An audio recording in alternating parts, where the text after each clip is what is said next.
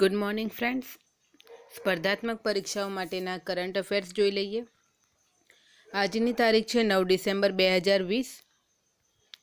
પહેલો ક્વેશ્ચન છે, 2021માં કયો દેશ ફિફા ક્લબ વર્લ્ડ કપની મેજબાની કરશે? તો જવાબ છે જાપાન. તો જાપાન 2021માં હાલના આયોજન મુજબના ક્લબ વિશ્વ કપની મેજબાની કરશે.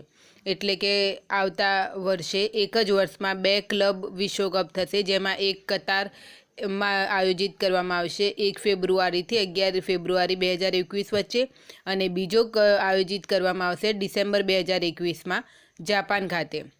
જાપાનમાં 7 ટીમ સંસ્કરણનું આયોજન કરવામાં આવશે.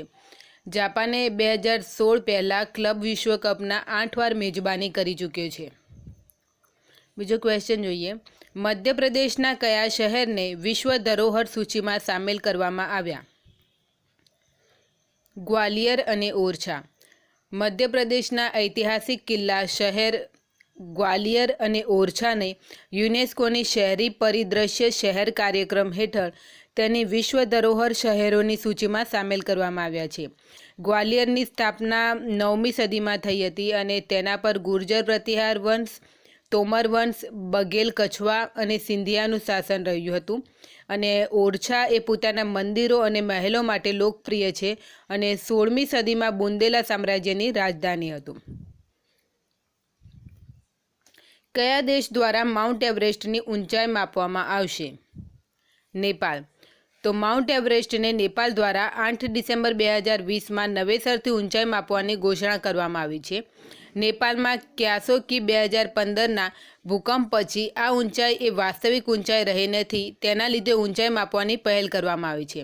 અગાઉ સર્વે ઓફ ઇન્ડિયા દ્વારા 1954માં હિમાલયને માઉન્ટ એવરેસ્ટને 8,848 મીટર ઊંચાઈ, જે દુનિયાનો સૌથી ઊંચો પર્વત છે, એને નેપાળમાં તેને સાગરમાથા તરીકે ઓળખવામાં આવે છે.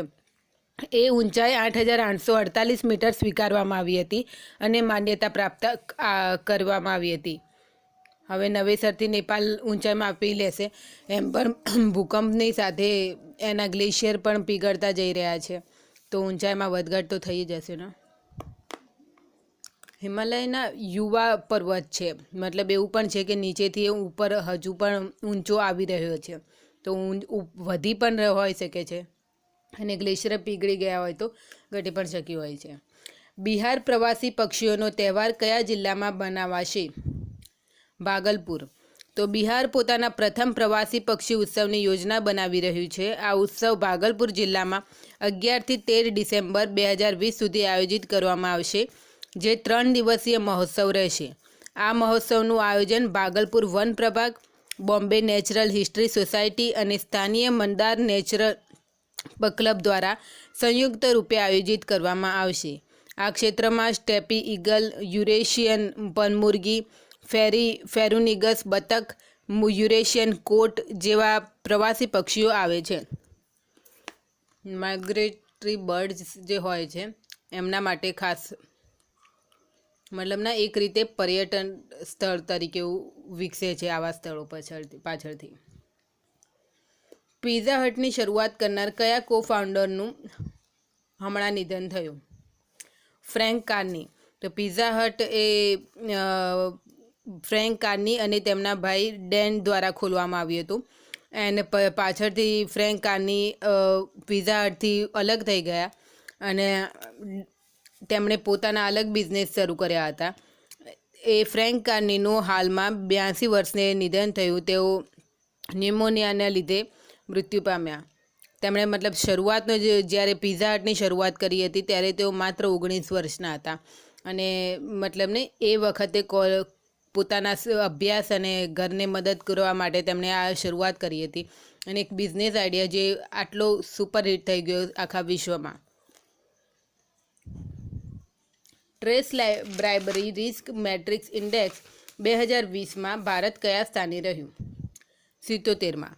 તો દક્ષિણ એશિયામાં જે લાંચની લેણદેણની આશંકા સૌથી વધુ જે છે એ બાંગ્લાદેશમાં છે. એટલે બાંગ્લાદેશનો સ્કોર રહ્યો છે 72, ગત વર્ષે 70 હતો, અત્યારે 72 થઈ ગયો છે, અને બાંગ્લાદેશનું સ્થાન છે 178.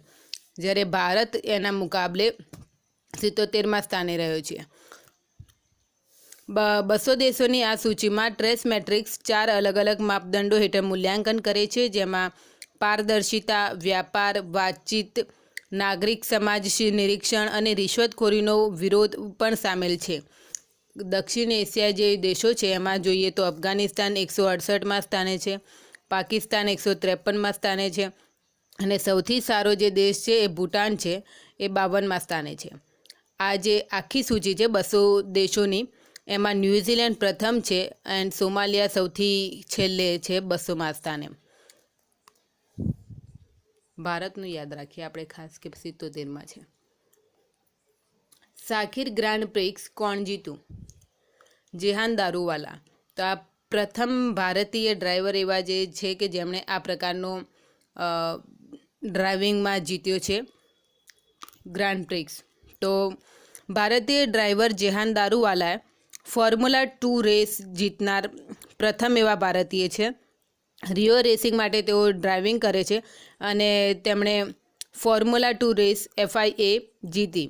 તેઓ પ્રથમ ભારતીય આ પ્રકારના છે અને તેમણે એવું પણ કહ્યું જ્યારે જીત્યા એ વખતે કે નહીં, યુરોપના દેશોમાં જે પ્રકારે સગવડ એન્ડ સહુલિયત મળતી હોય છે એવી ભારતના લોકોને નથી મળતી, તેમ છતાં તેઓ આગળ વધવા કટિબદ્ધ છે. અગાઉ આપણે જેટલા પણ આ ડ્રાઇવિંગવાળા જેટલા વિશ્વકપ જોયા એ બધા લુઈસ હેમિલ્ટને જીત્યા, પરંતુ અત્યારે કોરોના પોઝિટિવ છે, તેઓ ભાગ લઈ શક્યા નથી. 8મો નોર્થ ઇસ્ટ ફેસ્ટિવલ ક્યાં આયોજિત કરવામાં આવશે? ગુવાહાટી. તો 19-20 ડિસેમ્બરમાં ગુવાહાટી ખાતે નોર્થ ઇસ્ટ ફેસ્ટિવલની શરૂઆત કરવામાં આવશે. તેમાં મતલબ અત્યારે કોરોના ચાલી રહ્યો છે તો પૂરા COVID-19 પ્રોટોકોલ અને ગાઈડલાઇન મુજબ ઓછામાં ઓછી વ્યક્તિઓને આમંત્રણ આપવામાં આવશે, એટલે કે રૂબરૂમાં બોલાવવામાં આવશે, બાકી તો વર્ચ્યુઅલ રીતે બધાને આમંત્રણ આપવામાં આવશે. આ ઉત્સવ દ્વારા ભારતના ઉત્તર પૂર્વી વિસ્તારના પ્રચાર પ્રસાર માટે અને લોકોમાં આ વિસ્તાર વિશે જાગૃતતા લાવવા માટે આ ફેસ્ટિવલનું આયોજન કરવામાં આવે છે, જેથી પર્યટનને પ્રોત્સાહન મળી શકે. આ મતલબ ફેસ્ટિવલનો મુખ્ય લક્ષ્ય જે છે કે નહીં, પ્રવાસીઓને આકર્ષી શકાય. એમ પણ કોરોનાના લીધે આપણે ઘરની બહાર નહીં નીકળો, ઘરમાં રહો એમ કરીને પ્રવાસ ઉદ્યોગ મોસ્ટલી ભાંગી પડ્યો છે. ત્યારે આવા ઉત્સવો દ્વારા ફરીથી લોકોને મતલબ ને એક પ્રકારે પ્રોત્સાહન મળે અને લોકો ફેસ્ટિવલથી પર્યટકોને આકર્ષી શકાય એ માટે આવા પ્રકારના ફેસ્ટિવલનું આયોજન કરવામાં આવે છે. આમાં ખાસ કરીને તો નહીં, વેપારીઓ ઇન્વેસ્ટમેન્ટ કરે આ વિસ્તારોમાં, સકારાત્મક આવે કે નહીં કે ફરવા જઈએ, કે અત્યારે કોરોનાના લીધે જેટલી મંદી, જે ખાસ કરીને આ વિસ્તારો જે છે જે પર્યટન ઉપર જ મતલબ મેન ઇકોનોમી જ એમની પર્યટન પર આધારિત હતી અને પછી ભાંગી પડે તો એમને બહુ નુકસાન થઈ ગયું છે. તો નોર્થ ઇસ્ટ ફેસ્ટિવલની જે મેજબાની છે એ આસામ સરકાર કરી રહી છે ગુવાહાટી ખાતે. ચીનમાંથી ભારતની આયાત કેટલા ટકા ઘટી? 13%. તો આ તો બહુ સારી વાત છે. વર્ષોથી આપણે ચીનને બોયકોટ કરવાનું વિચારી રહ્યા હતા એન્ડ નહોતું થતું આપણાથી. તો હમણાં કોરોનાના લીધે સમજો કે લદ્દાખ ઉપર જે સીમા તણાવ ચાલી રહ્યો છે એના લીધે સમજીએ આપણે ચીનની આયાત ઘટી છે અને આ વાતનો જાહેરાત ચીની સરકારે જે સરકારી મીડિયા દ્વારા આંકડા બહાર પાડ્યા છે કે ચીનમાંથી ભારતની આયાત 13% ઘટી છે અને નિકાસ 16% વધી છે. તો એ પણ સારું છે કે ભારતની વસ્તુ હવે ચીન લેતા થયું છે. નહીંતર જે ગેપ છે આયાત અને નિકાસનો, તો ભારત ચીન પાસેથી ખૂબ મોટા પ્રમાણમાં આયાત કરે છે અને નિકાસ ખૂબ નજીવું કરે છે. તો ભારત એક રીતે આત્મનિર્ભર બનવાની દિશામાં ચાલી રહ્યું છે. આના કારણો ગમે તે કહી શકાય કે આત્મનિર્ભર બનવા માટેનો છે કે લદ્દાખ ઉપરના સૈન્ય તણાવ છે. ચીને તો એમ પણ કહ્યું કે નહીં, ભારત આ સૈન્ય બાબતો લડાઈની રાજકીય બાબતમાં નહીં, રાજકીય બાબતને આર્થિક બાબતોમાં સાંકળી લે છે અને ભારતે બેન પણ કરી દે છે. જો પેલી બાજુ યુદ્ધ થાય એવું એપ બેન કરી દઈએ, પછી ને એ ચીનના વસ્તુઓ ઉપર ટેક્સ વધારી દઈએ, પણ સારું જ છે એક રીતે. ભારત ધીમે ધીમે આત્મનિર્ભર બની જશે. WHO ઓર્ગેનાઇઝેશનના CEO તરીકે કોની નિમણૂક કરવામાં આવી? અનિલ સોની. તો પોતાનું ભંડોળ વધારવાની આશાએ WHO જૂથે એવા ડોનેશન લાવી શકે એવા એક CEOની નિમણૂક કરી છે, જેથી કોઈ દેશ ભંડોળ ન આપે તો તેને પોતાની પ્રવૃત્તિઓ ચલાવવામાં તકલીફ ન પડે. હમણાં અમેરિકાએ WHOને ભંડોળમાં મોટો કાપ મૂકી દીધો અને હાલ કોરોના વખતે મતલબ WHOને સૌથી વધુ ડોનેશનની જરૂરી છે. તો એ વખતે જ ટ્રમ્પ સાહેબ બેસી ગયા કે નહીં આપવા, તો નુકસાન થઈ ગયું અને તકલીફ પડી પોતાના અભિયાન ચલાવવા માટે, કાર્યક્રમો ચલાવવા માટે. આ વર્ષે તો જર્મનીએ સૌથી વધુ ભંડોળ આપ્યું છે અને બીજા નંબરે બિલ એન્ડ મેલિન્ડા ફાઉન્ડેશનવાળા આપે છે. તો હવેથી એક પ્રકારે લોકોને આકર્ષી શકાય એ માટે અનિલ સોની, કે જેઓ અગાઉ બિલ એન્ડ મેલિન્ડા ફાઉન્ડેશનના સલાહકાર પણ રહ્યા હતા, એમને CEO તરીકે નિમણૂક કરવામાં આવ્યા છે. તેઓ જાન્યુઆરી 2021માં પોતાનો કાર્યભાર સંભાળશે.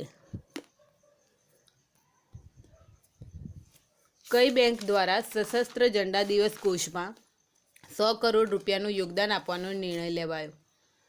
SBI.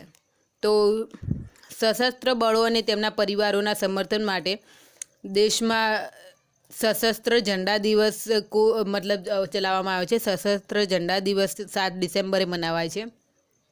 એમાં શું છે કે જે દેશના માટે હંમેશા તૈયાર હોય છે તેવા સૈનિકો અને તેમના પરિવારો માટે એક પ્રકારે સહાય પૂરો પાડવાનો ઉદ્દેશ્ય હોય છે. એમાં મેં જણાવ્યું હતું એમ કે નહીં, નાના નાના ઝંડા સ્વરૂપે બધી સરકારી ઓફિસોમાં પણ આપવામાં આવે છે કે જેથી એ ઝંડાના બદલામાં ડોનેશન મેળવી શકાય.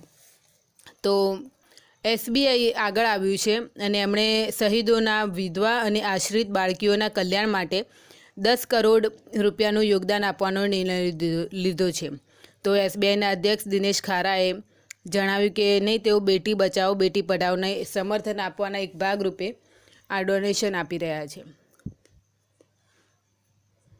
કોને ત્રીજા રવિન્દ્રનાથ ટાગોર સાહિત્ય પુરસ્કારથી સન્માનિત કરવામાં આવ્યા? રાજકમલ ઝા. તો આ જે સાહિત્ય પુરસ્કાર છે એમાં $5000 ઇનામી રાશિ આપવામાં આવે છે. એ પણ વર્ચ્યુઅલ રીતે જ ઘોષિત કરી દેવામાં આવી કોપનહેગનથી. અને રાજકમલ ઝા એક પત્રકાર લેખક છે.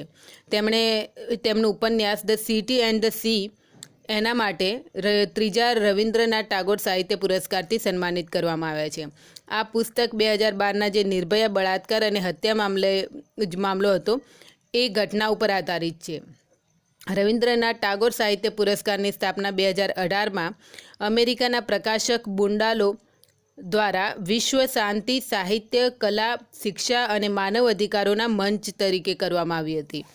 ગત વર્ષે મૂળ ભારતીય એવા બ્રિટિશ ઉપન્યાસકાર રાણા દાસગુપ્તાને સોલો ઉપન્યાસ માટે આ પુરસ્કાર આપવામાં આવ્યો હતો અને આ વર્ષે છે રાજકમલ ઝા. કયા દેશે પોતાના બધા નાગરિકોને મફત કોરોના રસી આપવાની ઘોષણા કરી? ફિનલેન્ડ. નાનું છે એટલે સદ્ધર દેશો હોય તો આપી દે છે. આપણા દેશમાં તો પહોંચી જ ન વાળા ને. તો ફિનલેન્ડના જે સ્વાસ્થ્ય મંત્રીએ ઘોષણા કરી કે તેઓ પોતાના બધા નાગરિકોને ફ્રી કોરોનાની વેક્સિન આપવાને કટિબદ્ધ છે. તેઓ 2021માં આની શરૂઆત કરશે. પહેલાં લાયસન્સવાળું વ્યવસ્થિત વેક્સિન મળી જાય કે, અને તેઓ એવું નહીં કે નહીં હર્ડ ઇમ્યુનિટી આવી જશે પાછળથી, એવું બધું રાખવામાં નહીં માગતા. ઉપરથી રશિયા જેવું બી નહીં કે નહીં શરૂઆતમાં શિક્ષકો અને ડૉક્ટરોને આપો પાછળથી જોયું જશે, એવું પણ નહીં રાખતા. એમણે કહ્યું કે બધાને આપી જ દો, જોઈએ જ નહીં.